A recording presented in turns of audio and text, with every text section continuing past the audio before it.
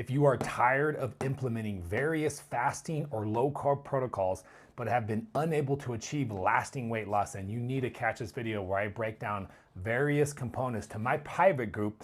And now I'm sharing it with you guys, the latest and greatest tips for effective lasting weight loss utilizing a hormonal basis approach, guys. Check this short video out and we'll see you later. I believe that science is always evolving and changing, and I'm always, as you guys can tell, very active and always looking to upgrade the program as I learn or discover, right? Because you can't possibly know everything that's out, right? As I learn and discover more science and I figure out, and I'm always tweaking and improving, right? So a lot of you have heard of me talk about the calorie counting experiment. So what is the calorie counting experiment? Calorie counting experiment is an experiment in which we are looking to count our calories for 2 to 3 weeks for the goal in mind of simply being able to have a reference, a frame of reference, an idea, a visual representation, however you want to look at it, of what our TEE looks like, right? Our total energy expenditure. A lot of you guys are asking questions about, am I hitting enough calories? A lot of you guys think you're hitting enough calories and then you keep hitting plateaus, and we're realizing that that's a problem too as well. And so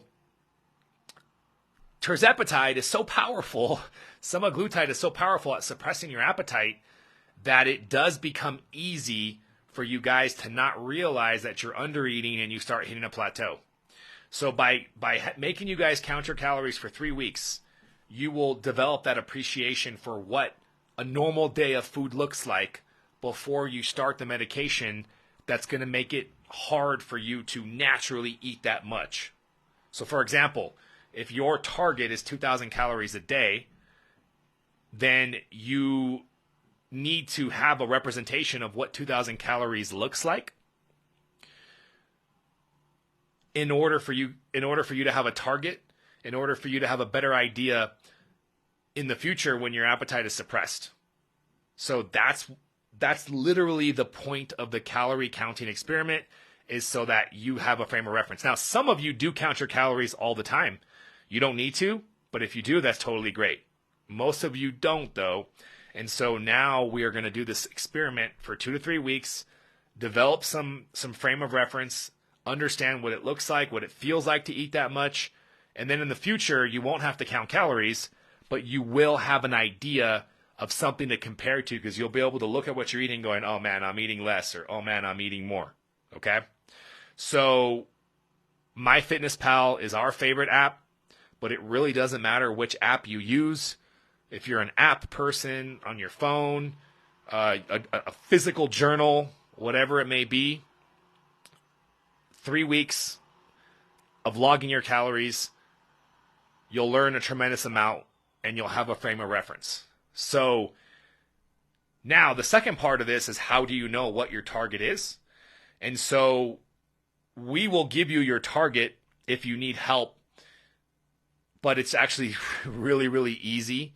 We're going to add it to the Welcome To form. It's a TEE calculator. It's super easy. You plug in your weight, your height, your gender, your activity level, and it spits out a calorie recommendation. Now, in my 20 years of working with TEE calculators, it always over-recommends the amount of calories. It always does. And so I want you guys to, if you're going to jump on the calculator yourself, shoot for about 80 to 85 to 90% of that target and hit that target. Now, when you start this experiment, wherever you're at in the program, either in the beginning or in the middle of it, if you realize, oh my gosh, this is much more than what I've been eating on those non-long fasting days, that's okay. Let us know so we can document in your notes that this is what happened, and now you're eating more on those non-long fasting days because you realize you were undereating. And we might have caught something really good. We might have caught that you were undereating before you hit a plateau. This is extremely beneficial and this is good. But let us know, text us back on the hotline so that we can update it. And then we'll do like a mini reset with you which is going to be way better than a big reset. Okay? So that's the calorie counting experiment. We had a couple questions before today and today about AOD and supercharging AOD, so let's just cover that. Doubling up on AOD, benefits and why to consider it. As you know, my program calls for a serving, we'll call it 1 serving of AOD, which is an injection, 25 units to 30 units, or 1 oral troche, 1 per day. You can do this program without AOD too as well. It makes it harder, but you can. But one AOD seems to be good for most people. Now, above that, if the finances allow for it, you can supercharge your program with more AOD. There's actually a couple ways you can do that. You can supercharge it by adding it on your longer fasting days. Is kind of one way to supercharge it. And then you can supercharge it more by adding it every single day.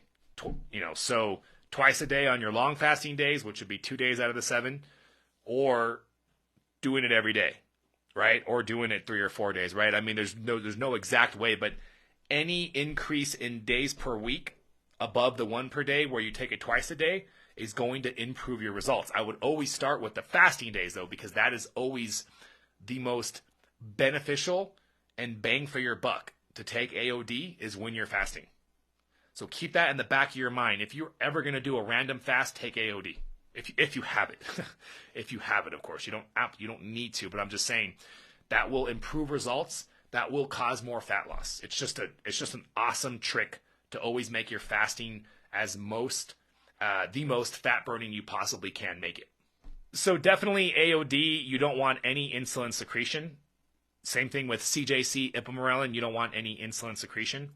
So water's fine, black coffee's fine, but outside of those, you want to keep it clean. So that's why in the morning, you're not taking any calories anyways. And then before bed, you shouldn't be eating any calories for about 3 hours before bed anyways. So that's the best time to take AOD when you are taking it on that day is when you're doing the long fasting. Does AG1 break a fast? Yeah, it does. It's not horrible, but AG1 does it does kind of break that maximum cellular autophagy fast. So if you are doing daily intermittent fasting, if you can get your AG1, I know it's hard because you want to take it in the morning, but if you can take it like with your first meal at work, you really would get a better fasting window. Now, if you're fasting for 48 hours per week, I wouldn't worry about it because the 48-hour one time per week is the majority of the benefit. But if you're in the flow lifestyle and you're at your goal and you're not fasting 48 hours every single week, then yeah, your daily fast matters. And I wouldn't take AG1 outside of your fasting window. So next topic, benefits of CJC while using tirzepatide and AOD. Very similar concept. So AOD and CJC are interchangeable as far as I'm concerned, but I'm a much bigger fan of AOD for the majority of you guys because it's more powerful at fat mobilization. Unless you are like muscle mass is just, you're just trying to get the most amount of muscle mass on your body. Okay, fine, we can switch for CJC ipamorelin, but majority of you are not in that situation. The majority of you are really looking to maximize fat loss. And so I do like AOD better. But if you want a little bit of the benefit of both sides of the equation, you can do AOD in the morning and CJC in the evening. Guys, CJC / ipamorelin, I have tons of other videos about this, but it's a growth hormone releasing hormone and peptide. They're peptides. They're very safe, and they cause your pituitary gland to release growth hormone. And it's a really nice complement. Anybody past 35, age 40, really benefits nicely. Growth hormone optimization, skin tightening, joint healing, anti-aging, better sleeping, better fat loss, muscle support. But AOD is stronger in the fat loss category, in the fat mobilizing category. So that's why. And peptides are expensive, so I never push CJC on you guys because I think you'll do good with tirzepatide AOD. But a couple of you were asking about adding it CJC, so you can absolutely. I wouldn't take AOD twice and CJC in a day. No, Too much. You can do AOD AOD, AOD AM, AOD PM, or you can do AOD AM, CJC PM. Or you can just do CJC and no AOD if that's all you have, for example. But as you guys know, I prefer AOD if you have the option. How long should you be on CJC to see a difference? I'll tell you, the most important variable for toning up is how intensely you hit the gym. Some people take CJC and think they're going to tone up without putting in the work. No, like you got to put in the work. But if you put in the work, CJC is like adding nitrous to a car. If you guys know what NOS is, that car will take off. But if you're not putting in the resistance training, if you're not going to the gym and really kicking butt, you'll still get the other benefits of CJC, you know, the anti-aging, all that kind of stuff. If you are putting in the work and you are kicking butt in the gym, then CJC can absolutely help. I would say a couple months alongside AOD for a noticeable, alongside this program, right? But of course, there's so many variables, right? Are you done with this program? Are you in maintenance? Are you in the fat loss portion? Those are the variables to consider. Let's talk some protein. So, number one, importance of protein. It's extremely important. The end. No, I'm just kidding. But I mean, it really is. It's in its own right as important as hitting enough calories. So if you don't get enough protein, there are plateau-like things that can trigger. There's muscle loss that can trigger. There's all sorts of things that can happen if you're not getting enough protein that are very far from optimal. And there's some crossover between not getting enough calories. So you do have to get enough calories in on your non-long fasting days, and you do have to get enough protein in on your non-long fasting days to keep the results coming, to keep the things moving smooth, to protect your muscle mass a lot. What is the easiest formula for hitting adequate protein? Is your goal weight in grams of protein per day. If this is the only macronutrient you counted, that's great, because you're past your calorie counting experiment, right, in this scenario, and then I want to keep things as easy as possible. I don't even think you need to count your protein, but I would say if you're not sure and you're starting out and you've never counted protein, then do that too as well. You can say there's like a protein counting experiment that can be beneficial for the same reason we're doing a calorie counting experiment, right? Tracking your daily protein for a couple weeks can give you an idea of what 140 grams of protein looks like. So that's probably a good experiment to run too as well, so that you can feel confident without having to count in the future that you can eyeball it. But if you're not sure and you want to count your protein every day, it's pretty easy to keep track of just one macronutrient protein. So definitely is something I would strive for all those reasons that we just talked about. So if you are struggling, so as always, when it comes to protein, the goal is to get your protein intake from whole food, to get your protein intake from whole food, meats, eggs, or you can blend rice and beans, for example. They complement each other. The goal is always get enough from whole food, supplement with protein powders if you can't get enough. And similar concept to like struggling to get enough calories is protein shakes. And you're going to have to rely on protein shakes if you cannot get enough protein from whole food. There's no way around it. You're getting your protein from whole protein sources. Rice and beans, right? Those mixed together make a complete protein, or protein shakes. So get into the habit of targeting to have protein every single meal. Targeting to have protein every single meal is the goal. Should be the goal.